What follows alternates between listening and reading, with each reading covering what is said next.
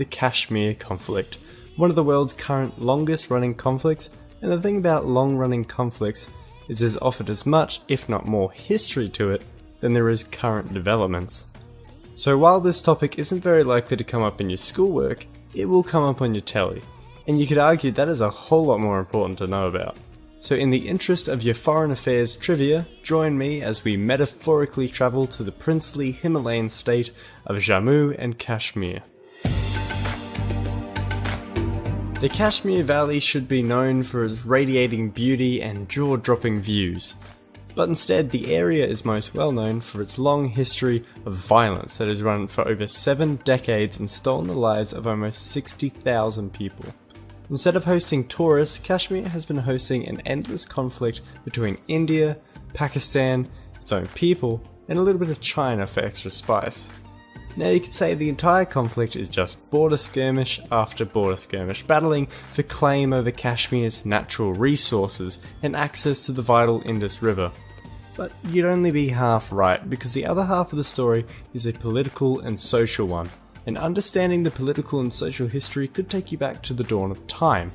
But for this video, it'll take us back to 1845.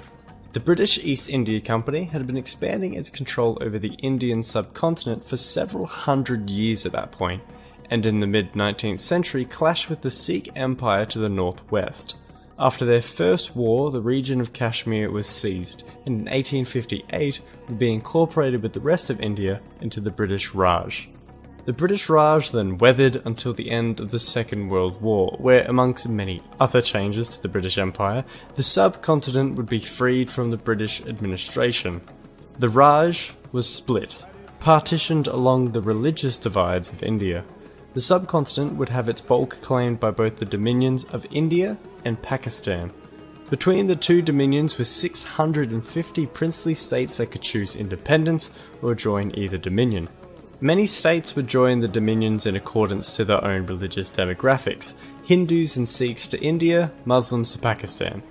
If this sounds unorganised and very sudden, that's because it was. The partition of India was chaos. 1 million would die, and 15 million were displaced in a time of rampant atrocities and confusion.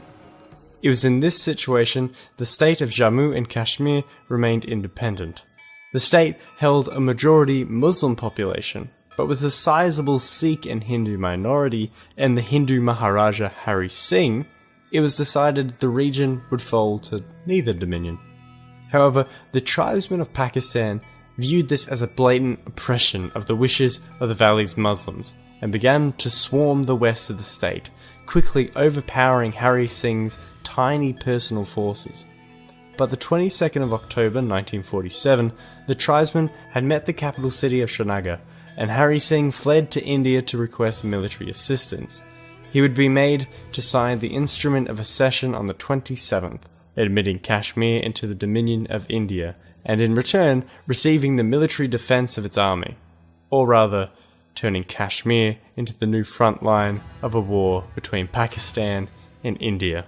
Pakistan claimed Kashmir on cultural grounds, India claimed it on legal. The British would take the view that the Pakistani militias needed to be repelled from Kashmir, and the question of Kashmir's nationality would be left to its people. But neither Pakistan or India planned on that. The Indo-Pakistani War lasted from 1947 to 1948, claiming thousands of lives. The war would come to a close entering 1949, with a UN ceasefire leaving a third of Kashmir in Pakistan's control and the rest under India. The condition was that Kashmir would soon receive its plebiscite to vote on which nation to join. India, however, holding a majority of the state, rebuked attempt after attempt for the Kashmiris to hold a true free plebiscite. Instead, India believed the state could just be split between the two nations. Pakistan refused. The plebiscite must be honoured because, of course, they reckoned they'd win it.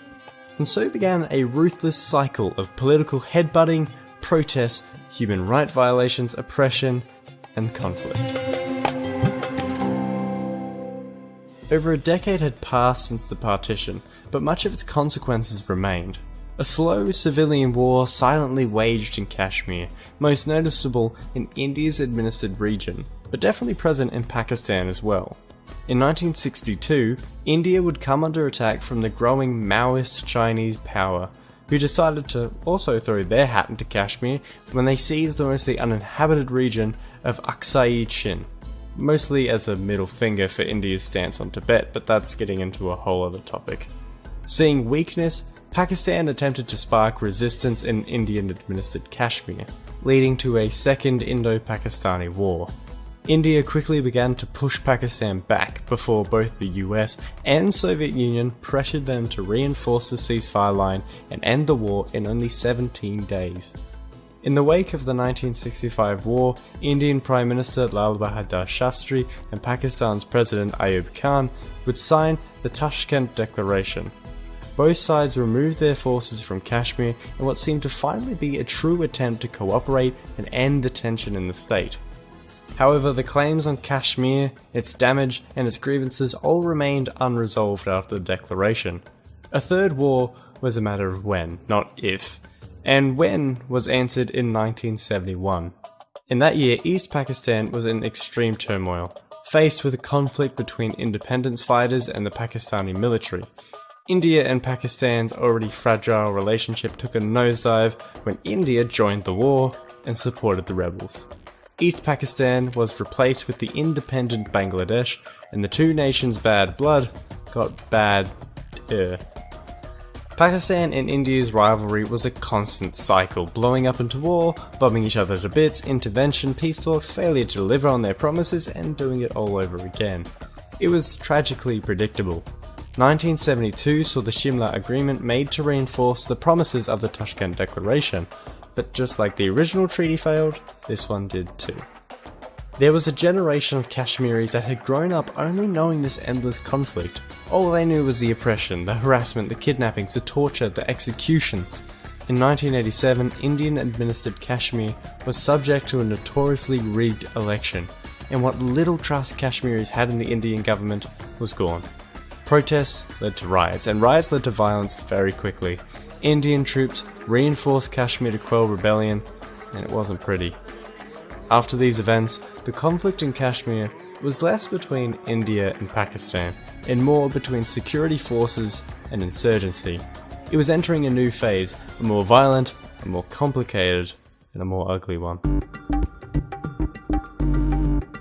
In 1989, the Muslim-majority Kashmir Valley was witness to a new insurgency against Indian administration. The insurgency lasted, well, it's still going today. Thousands have been killed as a result, and India's response to the insurgency has just consisted of ramping up security forces and cracking down on militants. Hundreds of cases of murders and brutality have been recorded, whilst thousands of people have just completely disappeared. Hundreds more are killed each year, and human rights violations are aplenty. Kashmir has been militarized for several generations, and any change does not seem to be coming. Whether security forces are encountering shootouts with militants or the weekly Sangbaz protests, it's too easy for the government to simply dismiss these as Pakistani-backed fronts for the overall border conflict. But an easy explanation often isn't the correct one. Skirmishes between the two powers are not a rare occurrence on the line of control. In 1999, both India and Pakistan, nuclear countries at that point, warred over the Kargil district. India won that fight, but certainly not the war. The closest thing to a resolution in recent memory was in 2004. Negotiations for demilitarization and peace were held for year after year, up until the Mumbai attacks in 2008. A Pakistani-backed terrorist cell shot and bombed one of India's most densely populated cities, killing 174 people and sending India and Pakistan's relations back to the 80s. Things have only continued to worsen in recent history. In 2016, the death of rebel commander and online viral success Burhan Wani led to some of the worst rioting in years.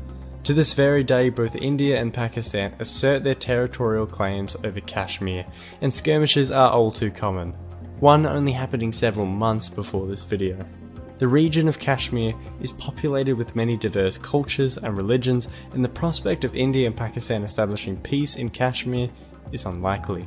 But the prospect of a nuclear war between the two countries isn't very likely either. Instead, as it currently sits, it seems the cycle is only doomed to repeat again and again, continuing to damage and worsen the lives of Kashmiris and their Kashmir. And so, the saying continues to ring true: those that don't learn from history are doomed to repeat it.